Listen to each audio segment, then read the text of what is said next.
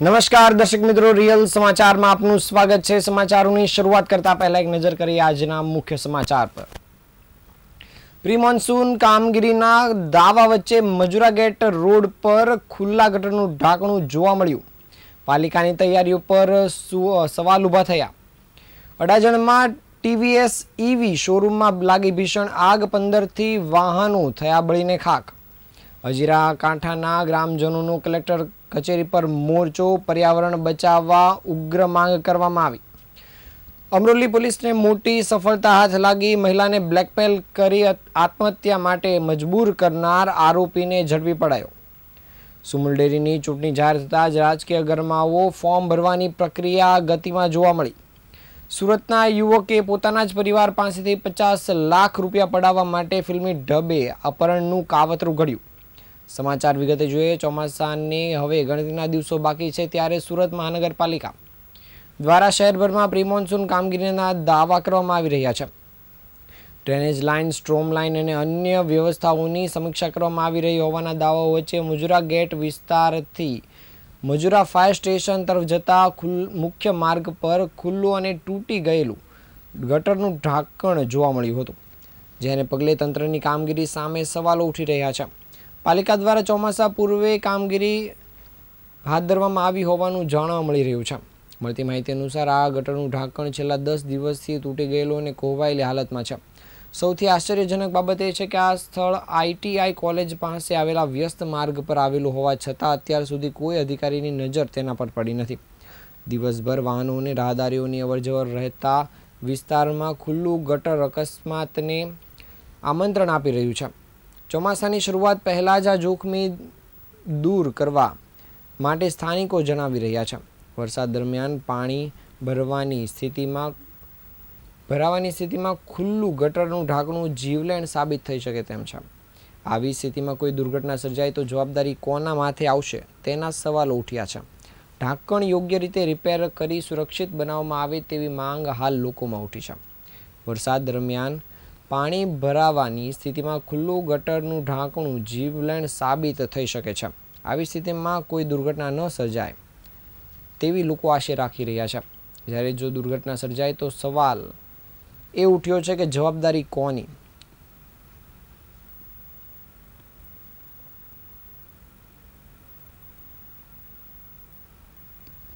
સુરતના અડાજણ 4 રસ્તા નજીક આવેલ આજે ગુરુવારના રોજ ટીવીએસ ઈવીના શોરૂમમાં અચાનક જ ભીષણ આગ ભભૂકી ઉઠી હતી।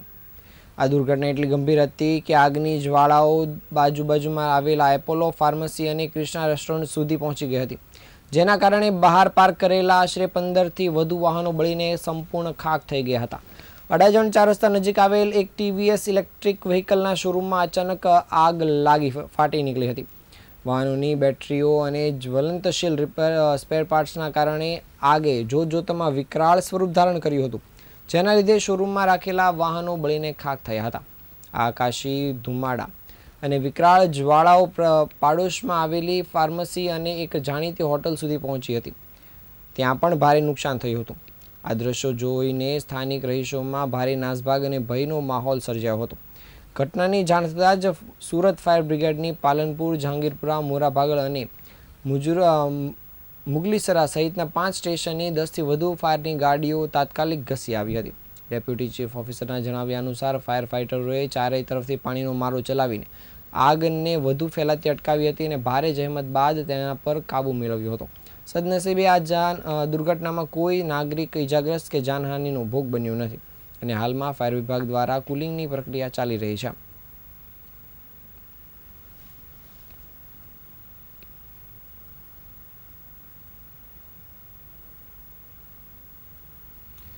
હજીરા કાંઠા વિસ્તારમાં સરકારી જમીન ફાળવણીના મુદ્દે તાલુકા પંચાયત સદસ્ય દીપક પટેલની આગેવાનીમાં સ્થાનિક આગેવાનો અને ગ્રામજનોએ કલેક્ટર કચેરી ખાતે પહોંચી કલેક્ટરને આવેદનપત્ર આપી ઉગ્ર વિરોધ નોંધાવ્યો હતો।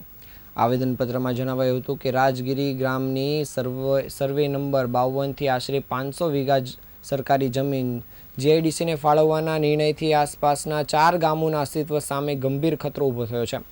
સ્થાનિકોના જણાવ્યા મુજબ આ જમીનનો ઉપયોગ વર્ષોથી ગ્રામજનો અને પશુપાલકો દ્વારા વિવિધ જરૂરિયાતો માટે કરવામાં આવે છે, વિરોધકારીઓએ વધુમાં જણાવ્યું હતું કે દામકા ગામના સર્વે નંબર 508 અને 509ની જમીન પર સ્થાનિક લોકો પશુપાલનનો વ્યવસાય કરે છે. આ જમીનો કંપનીઓને ફાળવવામાં આવશે તો પશુપાલકોની રોજીરોટી પર સીધી અસર પડશે.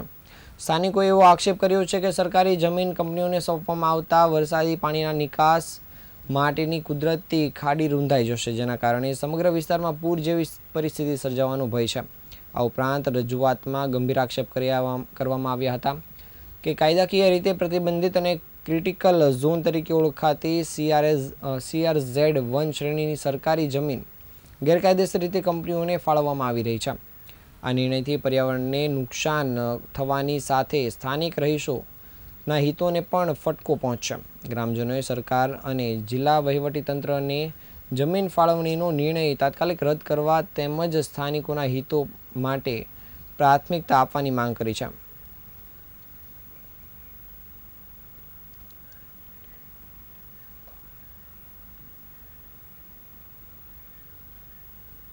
સુરત જિલ્લા કલેક્ટરશ્રીને આવેદનપત્ર આપવા માટે આવ્યા છે.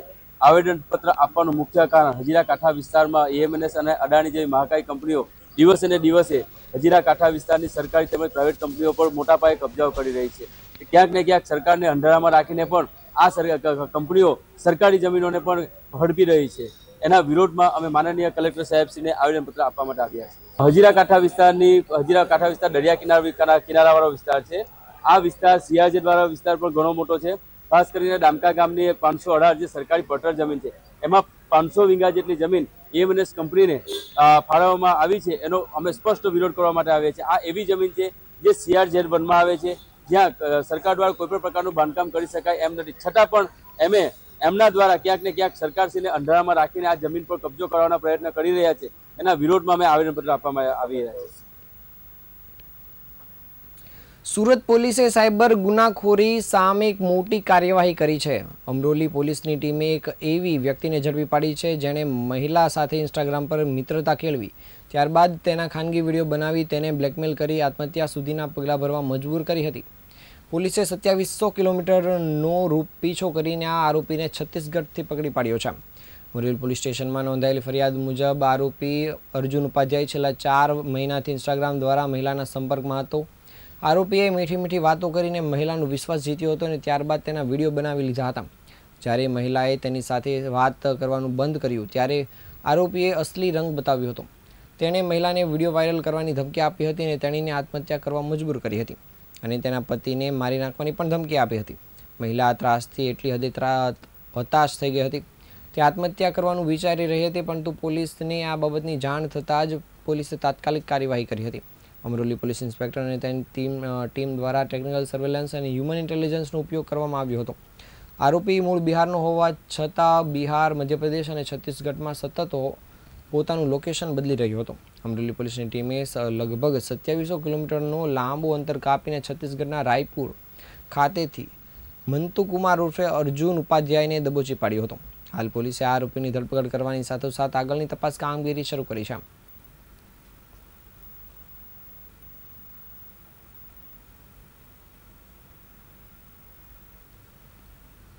સુમુલ ડેરીની ચૂંટણી જાહેર થતાં જ રાજકીય ગરમાવો આવી ગયો છે. હાલમાં ફોર્મ ભરવાની પ્રક્રિયા ગતિમાં છે, ત્યારે કોંગ્રેસે ભાજપની મેન્ડેટ પ્રથા સામે ઉગ્ર વિરોધ નોંધાવ્યો છે. કોંગ્રેસના નેતાઓએ આક્ષેપ કર્યા છે કે સુમુલ એ કોઈ રાજકીય પક્ષની કચેરી નથી, પરંતુ સુરત અને તાપી જિલ્લાના લાખો પશુપાલકોના પરસેવાની કમાણીથી ચાલતી સહકારી સંસ્થા છે. આ ચૂંટણીમાં ભાજપ દ્વારા મેન્ડેટ આપવાની હિલચાલનો કોંગ્રેસે પશુપાલકોના હિતમાં સખત વિરોધ કરીને તમામ બેઠકો પર ચૂંટણી લડવાની જાહેરાત કરી છે. કોંગ્રેસના ધારાસભ્ય અને પૂર્વ કેન્દ્રીય મંત્રી ડૉક્ટર તુષાર ચૌધરીએ ભાજપ પર પ્રહાર કરતા જણાવ્યું છે કે સુમુલ ડેરી પશુપાલકોની સ્વાયત્ત સંસ્થા છે અને અહીં દૂધ ભરનાર પશુપાલકો કોઈ એક ચોક્કસ રાજકીય વિચારધારાને સાથે જોડાયેલા હોતા નથી. નગરપાલિકા, મહાનગરપાલિકા, વિધાનસભા કે લોકસભાની ચૂંટણી પક્ષના પ્રતીક પર લડાતી હોવાથી ત્યાં મેન્ડેટ જાહેર થાય છે તે સમજાય છે, પરંતુ સહકારી ચૂંટણીમાં તેનો કોઈ સ્થાન નથી. ભાજપ પહેલા ડિરેક્ટરો અને ત્યારબાદ પ્રમુખ માટે મેન્ડેટ આપીને ચૂંટાયેલા પ્રતિનિધિઓને પોતાના નિયંત્રણમાં રાખવા માંગે છે, જે સહકારી માળખાની સ્વાયત્તતા પર મોટો પ્રહાર છે. ડૉક્ટર તુષાર ચૌધરીએ વધુમાં આરોપ લગાવ્યો હતો કે ભાજપ દ્વારા આ મેન્ડેટ પ્રથા માત્ર ને માત્ર ભ્રષ્ટાચારને પ્રોત્સાહન આપવા અને તેને કેન્દ્રિત કરવા માટે લાદવામાં આવી રહ્યું છે. મેન્ડેટ આપીને ડિરેક્ટરોને અગાઉથી જ બાંધી લેવામાં આવે છે, જેથી તેઓ પક્ષના ઇશારે કામ કરે અને તેમને ભ્રષ્ટાચાર કરવાની ખુલ્લી છૂટ મળી શકે. કોંગ્રેસે સ્પષ્ટ કર્યું છે કે તેઓ ભાજપના મેન્ડેટવાળા કોઈ પણ ઉમેદવારને બિનહરીફ જીતવા દેશે નહીં અને તેમની સાથે મજબૂત ઉમેદવાર ઊભા રાખશે. જો કોઈ અનુભવી અને સહકારી વિચારધારા ધરાવતી વ્યક્તિ પક્ષ વગર લડવા માંગશે તો કોંગ્રેસ તેને પણ પેનલમાં રાખીને ચૂંટણી લડશે.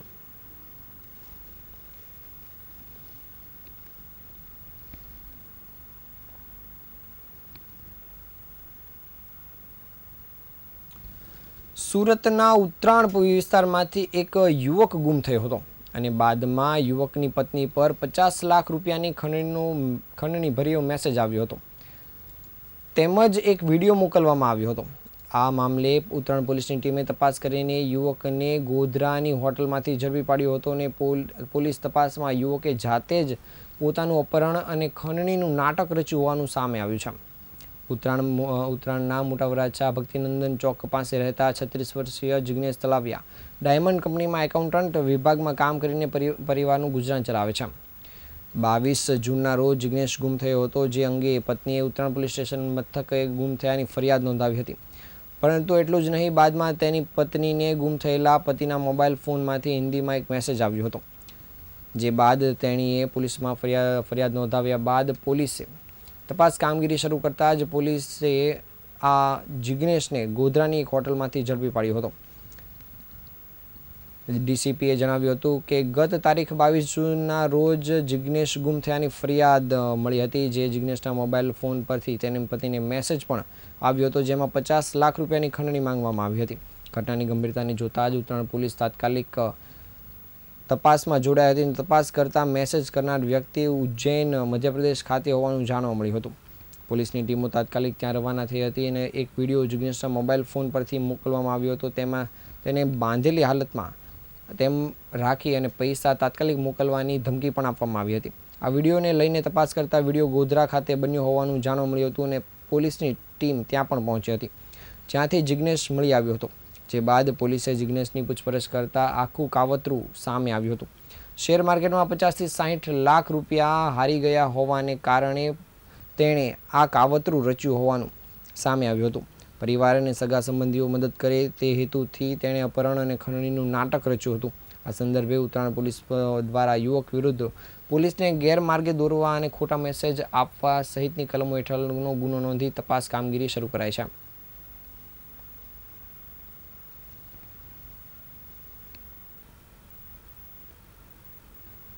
મકાન પર ગેરકાયદેસર કબજો જમાવી મકાન માલિક સાથે માથાકૂટ કરવાના ગુનામાં છેલ્લા 9 વર્ષથી ફરાર ચાલતા આરોપીની સુરત ક્રાઇમ બ્રાન્ચે ઓરિસ્સાથી ધરપકડ કરી છે.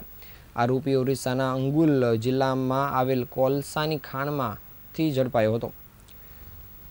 પોલીસના જણાવ્યા અનુસાર નિલેશ ગજેરા વર્ષ 2017માં કાપોદ્રા પોલીસ સ્ટેશનમાં નોંધાયેલ ગુનામાં વોન્ટેડ હતો. આરોપી અને તેના પરિવારજનો વિરુદ્ધ મકાન પર ગેરકાયદેસર કબજો જમાવવાનો ગુનો નોંધાયો હતો. મકાન ખાલી કરાવ્યા બાદ પણ આરોપીએ ફરી પરિવાર સાથે મકાન પર કબજો જમાવ્યો હતો અને મકાન માલિક સાથે માથાકૂટ કરી હતી. આ કેસમાં અગાઉ આરોપીના પરિવારના અન્ય સભ્યોની ધરપકડ થઈ ચૂકી હતી, જ્યારે નિલેશ ગજેરા સતત પોલીસ પકડથી દૂર હતો. દરમિયાન સુરત ક્રાઇમ બ્રાન્ચની ટીમે બાતમીના આધારે ઓરિસ્સા ખાતે પહોંચીને ત્યાંથી કોલસાની ખાણમાં રહેતા આ આરોપીની ધરપકડ કરી છે. બાતમીના આધારે ક્રાઇમ બ્રાન્ચની ટીમ ઓરિસ્સા ખાતે જઈને કાર્યવાહી કરી હતી અને હાલ પોલીસે આરોપીની ધરપકડ કરવાની સાથોસાથ આગળની તપાસ કામગીરી શરૂ કરી છે.